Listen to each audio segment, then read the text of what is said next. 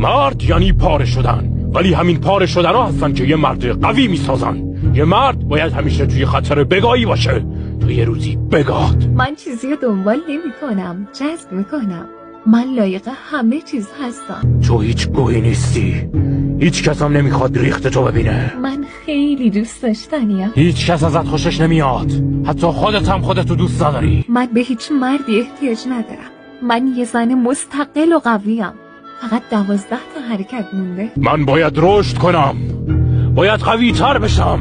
به هیچ مردی. دقیقا طبق انتظارم بود. 403 دارم چه گوهی میخورم. همش همین؟ این بود قدرت اجدادت؟ همه روی من حساب کردن. ادامه بده. برای هر ثانیه‌ای که وقت تلف میکنم دشمنم به تخت امپراتوری نزدیک و نزدیکتر میشه. پس نباید تسلیم بشم. من به کمتر از امپراتوری راضی نمیشم. دختر عجب تمرین خوبی بود. چه تمرین شخمی بود. این هفته باید سخت‌تر کار کنم.